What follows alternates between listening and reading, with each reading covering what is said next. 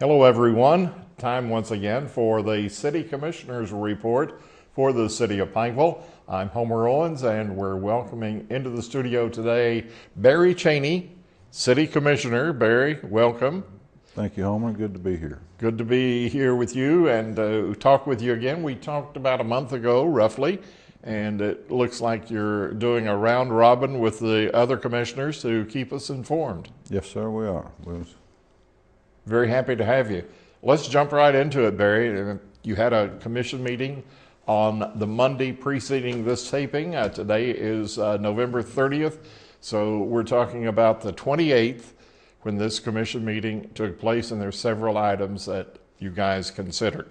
Yes. Before we get into that, Homer, I'd like to talk just a little bit about the climate that we're in. Surely. You know, we're in a recovery that's going along at 2.5%, and that's very slow. It's projected that it will be 2017 before the nation reaches pre-recession level employment, and that's an optimistic view. More pessimistic says that could be as far out as 2020. So what makes that so important to us is that that's a shrinking income for the federal government, which that shrinks the amount of money that they can give states. And when states have less money, that's less money that's going to be able to go out to the counties and cities. And that'll put a bigger demand on our coal severance money. So going forward, those coal severance dollars, grant money, is going to be very competitive. Plus the fact it was announced this week that the state budget would realize another shortfall, $190 million for the upcoming biennium and for the four-year term of second-term Governor Steve Beshear. So he's going to be facing the same types of problems he faced in his first 4 years, and that will impact the city of Pikeville. It will. It will. Like I said, those dollars are going to be very competitive. But a bright spot is that we have created jobs. We've got more jobs coming, and that's good for our local economy. But you know, it could hurt us in projects, getting money for future projects. Unemployment rate running at 9.6. Does that also impact cities? Well, I haven't seen any numbers on just in-city employment rates, but I would suspect that it's not near that high. There is a demand for employees throughout the city. Anywhere you go, there's just about a sign up saying now hiring, now hiring. City of Pikeville, would you encourage those who might consider working for the city to apply, or is that process closed at the moment? Well, it's closed at the moment, but apply. You know, there's always something that could come up, and we encourage them to apply. One of the hallmarks of this city commission, Barry, is openness, and this program is a part of that transparency, which is a favorite buzzword now. A city website, I understand, is underway or has already been completed and intends to be upgraded. That's another way you reach the public. That is another way we reach the public, and you can get on our website, Homer. You can be able to go in and look at our minutes from our past meeting, past minutes from other meetings. You can go down and you can look at all the ordinances that are in effect in the city, and it's very open. You need to give us an address, if you can, on the website. Well, I just always go pikevillecity.com, and it'll come up, the city that moves mountains, and click on that. And on the left column, you can go right down there. It's real easy to find. And I wanted to point out that you can go down the center column, and towards the bottom, you can click on a live camera in the city park and see live images updated every 30 seconds in the city park. So if there's an event going on in the park, you can't get there, you just click on there and you can watch that. Since you've taken us in our minds, at least to the city park on Monday evening. A nice event took place. Did you enjoy the tree lighting? Well, I enjoyed the Christmas tree lighting Yeah. ceremony. It's still a Christmas tree here in Pikeville. Sure it is. And we enjoyed it, had hot chocolate, and it was real nice. So everything is not all business with the city of Pikeville. There's a certain, as Donovan would say, a quality of life issue with about everything you do. Yes, there is. It is quality of life. I was reading an article the other day on the internet about the need for coal miners in Canada and Australia, and how hard it was to get people to come to those small towns to work in the mines and to keep those people there. And one of the things that they are doing, the government's doing in those small towns, is building museums, building theaters, improving the quality of life so that people will stay. And you know, that mirrors what we've done here in the city of Pikeville. You know, we're building things to build the quality of life to keep people here. One of the items on the agenda you considered on Monday the 28th of November, I'm looking here at the agenda, was closure of a portion of Sycamore Street. What is that all about? Well, that's that portion of the street. There's no residents on that street, and that's the street that runs through the college up there. With the increase in the number of students up there, it's just a safety issue for them. And it gives them a place that you know, they can walk and meet and talk. Will it be a central portion of Sycamore Street with the ability to get in each end? Yeah, you'll be able to go up to when you enter Sycamore Street up there, you'll be able to come in towards the college, but you won't be able to go on through. You'll be able to go up and park and then walk down. And then the residents that live on the lower end of Sycamore Street, you know, it'll be two-way traffic, local traffic only for those residents coming off Sycamore. Landscaping, I understand, is going to be a part of the upgrade of that section that will be closed. It'll be more pleasing to the city. Oh yeah, it'll be more pleasing and being more enjoyable to the students. And a safety issue, of course, and safety involved issue, with yeah. the traffic in that area. An ordinance, a second reading here about an amendment to the city operating budget. That's just cleaning up some loose ends. Can you give us any details about it? Well, it's in our gas department, and I think it was a minor shortfall of a couple of $100 that had to update that budget to cover that. Everything is back in balance now, at least on paper? Everything's back in balance on paper, and we're getting ready to go into the gas season, so we're probably have a boom. Wanted to get that straight. Yeah. Jenny Wiley Drama Association and the Professional Theater Building. Regional Professional Theater Building, is that the official name? Well, we haven't really given it an official name. That's, All right. That's the official name for right now. The working name? That's the working name. And What is the progress on that issue? we're still going forward.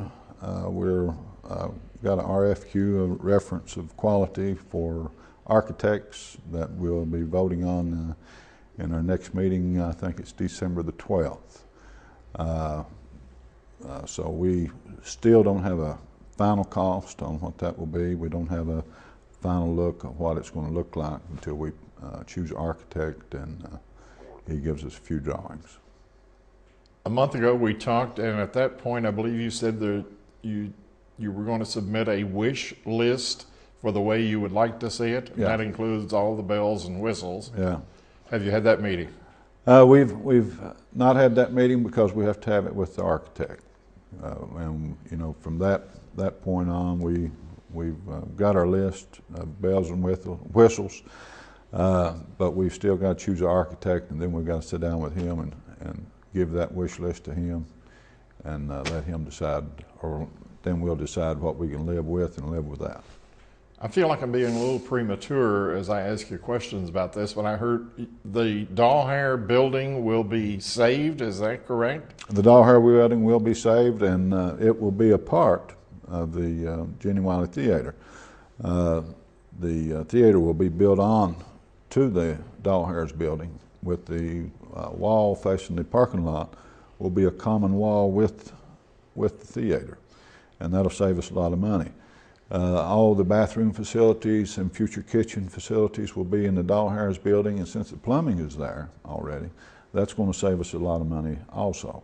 And provide storage, I And imagine, there'll because be- of the square footage involved with that building. You know, there'll be storage there, dressing rooms in there. You know, and it just gives us added advantage, and does save us quite a bit of money. The City Commission requested a 6-month extension on that project. Not on that project. The original language of the agreement that we had with JWT was that construction would start on January 1st. And to staying, or if construction wasn't started, in that paragraph 5 of that agreement, if construction wasn't started on January 1st, the contract could be voided unless the City Commission and Jenny Wiley Theater voted to extend the agreement for 6 months. And that's what what we voted on in this Monday night, was to grant that 6-month extension on our part, and they have granted a 6-month extension on their part. So now construction will have to start by July 1st. It will start before then, but you know, that's 6 months. Will there be a period of public input on this, or are we so far along in the project that now it will be cement and mortar? Well, it's going to be cement and mortar. The public discussion is over. Public discussion is over. You know, we know when we sit down with the architect, and there'll be some more discussion about that. But as far as public discussion, it seems like everybody's enthused about it, interested in it, wants it to come to pass. So, you know, we've decided to go forward with it. If there is someone in the public who feels offended by closing off the discussion, would they still have a chance maybe to appear before the commission Well, and anybody, voice their concerns? I want to say this, Homer, anybody that is dissatisfied with anything in the city is always welcome to come and voice their concerns to the commission. You know, our meetings are open, and you know, anybody that has any problem, anything whatsoever, you know, I encourage you to bring it. Or, you know, call me or call one of us at home. Be happy to talk with them. And speaking of commission meetings, December 26th meeting will not be held, December, that's the meeting after Christmas. and that's because of the holiday season. Yeah. And this agenda here was a little bit light because of the holiday season, you know, all we've got going on with the Christmas parade and things of that nature. Also, you have coming up this Sunday an event that seems to have captured the imagination of the public. Yeah. Landau Eugene Murphy Jr., a native of Logan, West Virginia, an hour and a half from Pikeville, will be appearing at the Expo Center. He will, and it'll be at 6 o'clock. And I'm excited to see that. You know, a local young man, and I'm just anxious to hear him. I didn't get to see the show. Gene Davis saw it, and he was talking about how well that the young man sang. And when he was talking about how he was in the living room watching, and his wife was in the kitchen, and whenever they announced him as winner, they both yelled "yay" at the same time. So, but Gene and Billy Sue, Yeah. what a wonderful couple. Of course, Gene is a city commissioner. yeah, Might as well mention the other name, Dallas Lane. Dallas He's a Lane. neighbor of our broadcast facility on Peach Orchard. Oh yeah, and Jimmy Carter, who we talked with 2 weeks ago, I suppose, right here. And Barry Cheney, of course, along with Frankie Justice. yeah. Well, let me say something about our Expo Center. Please do. You know, we have upper arena tickets, and sometimes, you know, people don't want to be in that upper arena. But if you go to Rupp Arena, and if you were to take the Expo Center and set it down in the middle of Rupp Arena and sell those tickets, lower arena tickets in Rupp Arena, you would still be going down by the time you got to any seat that would be in the Expo Center. You understand what You're saying that the upper arena seating in the Expo Center is still very good. Well, yes, it is. It's very good. It's as good as any lower arena seat in Rupp Arena. The Rupp Arena, you can reach what's called the nosebleed altitude, Yeah, but not in the Expo Center. not in You Expo still have Center. good sight lines, and you're able to enjoy what's going on. City Employees Christmas Party, where's that held, Barry? That's going to be held at the Expo Center, and that'll be. That's one of the highlights of all your employees, and It is. There's more than employees involved, though. Well, yeah. Their families. Yeah, their families, and you know, it's a time to reward the city employees for the work they do. I can't begin to express, you know, how proud I am of the city employees. A lot of the things that get done wouldn't be done without them, and you know, and our executive members of our workforce. They take a lot of work home with them. They put in a lot of hours. You know, it's just unbelievable what they do and how committed they are to seeing the city grow and prosper. You're showing a great appreciation for the people who work in the city. Absolutely. You know, I have nothing but respect for them. Like I say, you know, they don't have a 40-hour work week. A lot of the weeks they're putting in 70, 80 hours.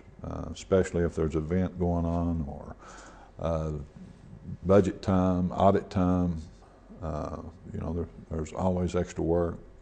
Tax time, just a tremendous pile of work that gets done. We mentioned the City Commission meeting of December 26th will not take place. City Hall, for payment of taxes or utilities or whatever, it's also going to be closed Friday, December 23rd through Monday, December 26th. That's right. That's where the Christmas holiday falls on the weekend. In order to give the paid holidays, we gave them the Friday before and Monday after. I'm assuming that we could have done it Thursday and Friday, but you know, I believe that everybody wanted a longer weekend. Yeah. The historic board, let me get the exact phrasing on this. The Historic Preservation Board had 2 members appointed or reappointed. Reappointed. One is. You want to speak about those individuals, Well, Lloyd Childress and Tivis Branham? I know Lloyd Childress. He is a very, very big historical buff, history buff, I should say. And he's up on all the local history, especially during the Civil War era. Tivis Branham, I don't know him very well, but I think he's in. Veteran Pike County educator. Yeah, and he's into a lot of Pike County history too. So those 2 gentlemen are very well qualified to be on that board. How many? Let me fill in my gaps in understanding city work, legislative part of it. How many times does an ordinance have to be read before it is actual law? It has to be read twice. So you have one coming up, the second reading of the amendment on the budget. That's the second reading. Yes, sir. And once that is read, and do you take input after that? Now, once it's read the second time, it's over. You know, when you have when something comes to the city commission meeting, before it can be talked about publicly, it has to be put in form of a motion and seconded. And when that motion is seconded, the mayor will call for questions or comments. Any individual in the audience or any of the commissioners at that point can comment, can talk about whatever the ordinance is. And but after discussion is over, the vote is called for, and once the vote is taken, once it passes, it becomes city law. Has your very creative city manager presented you with any new initiatives, any ideas for your consideration? He's very active, by the way, Donovan Blackburn. Well, I think anything you could share with us. You know, Donovan has always got something coming, and there's always something in the works. And right now to just finish up what we've got started is a tremendous task. Well said, and I agree uh, with you totally. Yeah, and you know, when you get too many things going at one time, you know, sometimes things fall off a little bit short. So, you know, the projects that we've got underway and the projects that we've got coming, you know, we would like to see those a little bit farther along before we start getting into anything too much new. But I promise you, more things are coming. More things on the horizon. I understand that the city of Pikeville is moving into the credit card, the plastic economy. Yes, well, you know, we were already there, but we voted to this item number 5, that approves an agreement with Munitrax that you'll be able to pay your taxes online. Interesting. Right now, or in the future. So that'll save you a trip to City Hall or save you a stamp. You can just get online and pay that with your credit card. And you know, you can pay your utility bills with a credit card now. You can pay your parking ticket and so on. Anything that you would owe the city for, if there is a nuisance violation, you can pay that online. Does that go in effect immediately? Well, that's already in effect. The agreement for the tax will be at the first of the year. First of the year for taxes. Let's move to what I'm finding to be the last item we need to talk about. City of Pikeville is going to purchase an ambulance. Yes, they are. You know, we'd like to keep this ambulance fleet current. What does the fleet consist of at the moment, Barry? Let's see, we have 2 ambulances at Station 1, 1 at Station 2, and 1 at Station 3 right now. And this new one will replace one of those 4? Yeah, it'll replace one of the older ambulances. And, you know, I want to say something about our ambulance service. A couple of years back, I'd just done a group over at the homeless shelter. And we were standing out talking, and we noticed a guy in the road having a seizure up there on Redale Road. Well, we ran up and saw what was going on. Some people came around him. I called 911, and whenever I hanged or ended the call on my cell phone, I decided I would time the ambulance to see how long it would take him to get there. You know, which the young man, he already had people taking care of him when I've been down doing that. In 3 minutes, Homer, the ambulance was there. The ambulance drivers, the EMS drivers, were out, had the young man stabilized and on a stretcher, ready to put him in the ambulance in 3 minutes. I think that qualifies to go into the category of quality of life. That goes in quality of life. That young man was in Pikeville Medical Center in 4.5 minutes from the time that his seizure started. We've had a lady that one year at Hillbilly Days, lady had a heart attack in City Park. The doctors credited her being able to survive that heart attack to the quick response of the Pikeville Fire Department, Pikeville Ambulance Service. Getting there, getting her stabilized, getting her to the hospital quickly. Stroke victims, the time that it takes you to get to professional care is critical.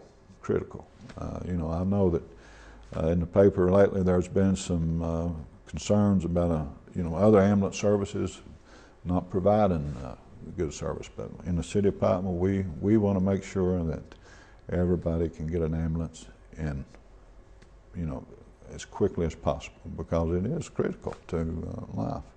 Barry, it's been a pleasure talking to you, as it always is. I leave every one of these programs feeling a sense of safety and confidence for the future of Pikeville, and it's all through the diligent work of you and your fellow commissioners and Donovan Blackburn and everyone connected with the city. Okay. I congratulate you and thank you so much for providing this insight. Well, thank you, Homer. I appreciate being on here and I enjoy the show. And I would like to say before we go, I'd like to wish everybody a Merry Christmas, because I won't be here I won't be here after Christmas. It'll be sometime late January. But I want to wish everybody a Merry Christmas and hope everybody enjoys the holidays. Thank you, Barry.